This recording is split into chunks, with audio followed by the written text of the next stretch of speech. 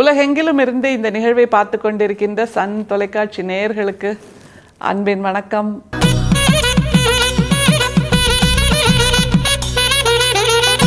வள்ளல் பிரானுடைய உரைநடைக்கான நேரம். பொதுவாக உலக அதிசயம் அப்படின்னு கேட்டால் நாம் பல விஷயங்களை அப்படியே பட்டியலிட்டுட்டே வருவோம். இந்த ஊரில் இருக்கிறது, இந்த நாட்டில் இருக்கிறது, இந்த இயற்கை, இந்த நதி, இந்த மலை, இந்த அருவி, இந்த கட்டடம் அப்படின்னெல்லாம் பலதையும் சொல்லுவோம். ஆனால் ஒரு அடுப்பு இருக்குங்க. 159 ஆண்டுகளாக அந்த அடுப்பு அணையாமல் எரிந்து கொண்டிருக்கிறது. அதுதான் உலகத்திலேயே மிகப்பெரிய அதிசயம் அப்படின்னு கூட நாம் சொல்லலாம். அந்த அளவுக்கு ஒரு அதிசயத்தை நடத்தி காட்டியவர் தான் நம்முடைய வள்ளல் பிரான். வடலூரில் ஞான சபையில் இருக்கக்கூடிய அந்த அடுப்பைத்தான் அணையா அடுப்பு என்று இன்றளவும் உலகம் வியந்து புகழ்ந்து சொல்லி கொண்டிருக்கிறது. அந்த அடுப்போட நீளம் எவ்வளோ தெரியுமா? 21 அடி. அகலமோ ஆழமோ 2.5 அடி. இவ்வளோதாங்க அந்த அடுப்பு. காலம் காலமாக விறகு கட்டையால் எரிக்கப்படுகின்ற அடுப்பு. அந்த அடுப்பை பற்றி வள்ளல் பிரான் சொல்லி இருக்கக்கூடிய ஒரு 2 வாக்கியங்கள், அதைத்தான் நாம் இன்னைக்கு பார்க்க போகிறோம்.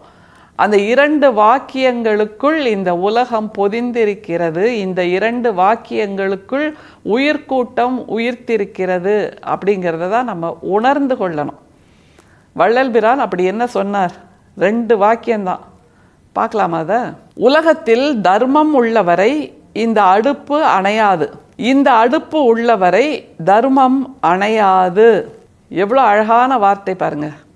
1867 வள்ளல் பிரான் சொன்ன வாக்கியம் இது. இந்த உலகத்தில் தர்மம் உள்ளவரை இந்த அடுப்பு அணையாது, இந்த அடுப்பு உள்ளவரை தர்மம் அணையாது.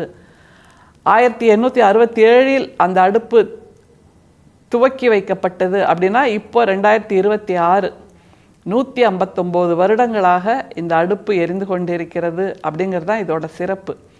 சரி, இதை என்ன செய்கிறாங்க? இந்த அடுப்பு எரிந்து கொண்டிருக்கிறது அப்படின்னா சரி, இதில் என்னெல்லாம் நடக்குது, என்னென்ன விசேஷம் இந்த அடுப்புக்கு, அதை தானே நம்ம பார்க்கணும். திரும்ப வள்ளல் பிரானோட வார்த்தையை பார்க்கலாம். உலகத்தில் தர்மம் உள்ளவரை இந்த அடுப்பு அணையாது, இந்த அடுப்பு உள்ளவரை தர்மம் அணையாது. திருக்குறள் ஒன்று உண்டுங்க, ஆற்றுவார் ஆற்றல் பசியாற்றல் அப்படின்னு. இருக்கிறதுலையே மிகச்சிறந்த ஆற்றல் எதுனா பசியாற்றல் அப்படின்னு வள்ளுவ பேராசானும் சொல்லி இருக்கிறார். அந்த பசியாற்றுதலைத்தான் வடலூரில் இருக்கக்கூடிய இந்த அணையா அடுப்பு 159 ஆண்டுகளாக செய்து கொண்டிருக்கிறது. பொதுவாக தானத்தில் சிறந்தது அன்னதானம்னு சொல்லுவோம்ல. தானங்கள் 32 வகைப்படும். அந்த 32 வகையிலையும் முதல் வகையில் இருக்கக்கூடிய தானம் எதுனா அன்னதானம்னு பட்டியல் இருக்குது. அந்த பட்டியலில் நாம் வியக்க வேண்டிய ஒன்று செருப்பு தானம். அது கூட ஒரு வகையான தானம். இருக்கை தானம்னு ஒன்று சொல்கிறாங்க. இருக்கை தானம்னா வர்றவங்களுக்கு மரியாதையோடு உட்காருவதற்கு இடம் கொடுத்தால் அதுவும் ஒரு வகையான தானம் அப்படின்னு சொல்கிறாங்க. அதை தவிர ரத்ன தானம் இருக்குது, ரத்ன தானம் இருக்குது, அப்புறம் தங்க தானம் இருக்குது, சொர்ண தானம் இருக்குது, அப்புறம் பணத்தை தானம் கொடுக்கலாம். இப்படியாக பல வகையான தானங்கள் இருக்குது. ஆனால் வள்ளல் பிரான் சொல்கிறார், எல்லா தானங்களையும் விட சிறந்தது பசியாற்றுவித்தல் என்கின்ற அந்த ஒற்றை தானம்தான். ஏன்னா இந்த 32 வகையான தானங்களில் மீதி 31 இல்லைனா கூட மனிதர்களால் பிழைத்து கொள்ள முடியும். ஆனால் இந்த உணவு என்கின்ற அந்த உயிர் நிலை அது இல்லை என்றால் நிச்சயமாக உயிர்கூட்டம் இல்லாது போகும் என்பதை உணர்ந்ததால் தான் மிகச்சிறந்த இறை வழிபாடாக, மிகச்சிறந்த இறை தேடலாக, இறை பயணமாக நம்முடைய வள்ளல் பிரான் இந்த பசியாற்றுவித்தலை சொல்லி இருக்கிறார். திரும்ப அவரோட வார்த்தை, உலகத்தில் தர்மம் உள்ளவரை இந்த அடுப்பு அணையாது, இந்த அடுப்பு உள்ளவரை தர்மம் அணையாது. தர்மம் உள்ளவரை இந்த அடுப்பு அணையாதுன்னு யாரை நம்பி சொன்னார்? வள்ளல் பிரான் சொன்னதற்கு யார் காரணம்? அந்த காலத்திலேயே வள்ளல் பிரான் இதை துவக்கிய 1867 என்ன தெரியுமா நடந்திருக்கு?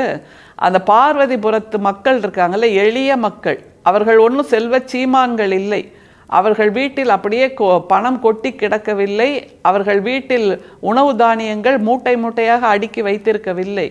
ஆனாலும் அந்த காலத்திலேயே அந்த பார்வதிபுரத்து மக்கள் தங்களுடைய அறுவடை முடிந்தவுடனே வடலூர் ஞான சபைக்கு உணவுப் பொருட்களை, நெற்பயிரை, நெல்லை, காய்கறிகளை, கனிகளை அனுப்புவதை வழக்கமாக வைத்திருந்திருக்கிறார்கள்.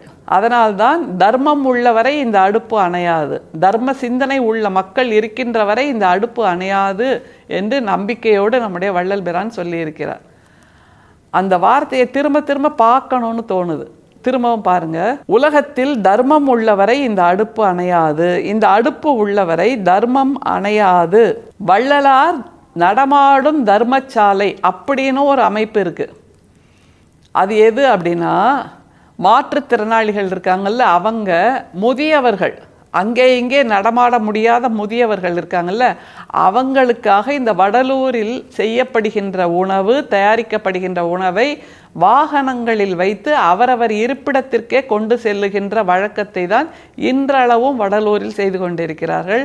அதைத்தான் வள்ளலார் நடமாடும் தர்மசாலை என்று அந்த வாகனங்களுக்கு பெயரிட்டிருக்கிறார்கள். என்றால் தர்மம் உள்ளவரை இந்த அடுப்பு அணையாது, இந்த அடுப்பு உள்ளவரை தர்மம் அணையாது என்று வள்ளல் பிரான் சொன்னதன் நோக்கம் இதுதான்.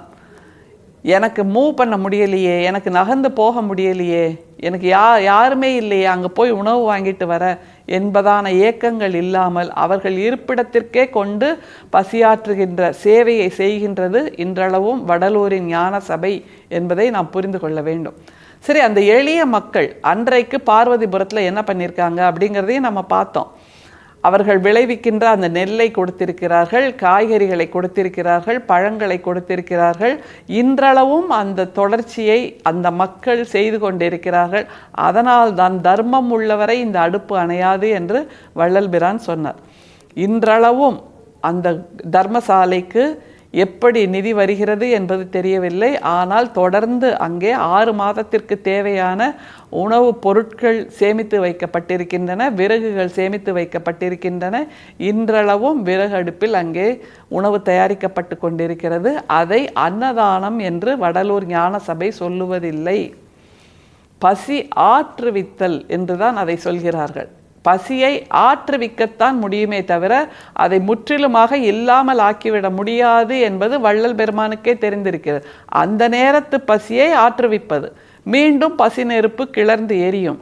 அப்போது தர்மம் செய்பவர்களால் அந்த அடுப்பு அணையாமல் இருக்கும். அந்த அடுப்பு அணையாமல் இருப்பதால் தர்மம் செய்வது தொடர்ந்து கொண்டிருக்கும். எனவே பசியை ஆற்றுவிப்பது, 3 வேளையும் பசியை ஆற்றுவிப்பது என்பதை தாண்டி காலை 6 மணி, காலை 8 மணி, மதியம் 12 மணி, மாலை 5 மணி, இரவு 8 மணி என்று 5 வேளைகளிலும் அங்கே சிறப்பாக உணவு வழங்கப்படுகிறது. தைப்பூச திருநாளில் இன்னமும் சிறப்பான விருந்தோம்பல் நடந்து கொண்டிருக்கிறது என்பதை வடலூர் தர்மசாலை இன்றளவும் நிகழ்த்தி காட்டிக் கொண்டிருக்கிறது. என்றால் இது தமிழ் நிலத்தின் சிறப்பு. மணிமேகலை கையில் இருந்த அமுத சுரபியை கொண்டுதான் இப்படியாக பசியாற்றுவித்தல் செய்திருப்பாள். அதை நவீன யுகத்தில் 19ஆம் நூற்றாண்டில் செய்தவர் நம்முடைய வள்ளல் பிரான் என்பதால் தான் தமிழ்நாடு என்பது எப்போதுமே, தமிழ் சித்தர்கள் நிலம் என்பது எப்போதுமே பசியாற்றுவிக்கின்ற நிலமாக இருக்கிறது. இந்த அடுப்பு இருக்கும் வரை தர்மம் அணையாது, இந்த தர்மம் இருக்கும் வரை இந்த அடுப்பும் அணையாது என்ற வள்ளல் பிரான் வார்த்தைகளோடு நாம் பயணிப்போம். அருட்பெரும் சோதி, அருட்பெரும் சோதி, தனிப்பெரும் கருணை, அருட்பெரும் சோதி. மீண்டும் சந்திப்போம். நன்றி, வணக்கம்.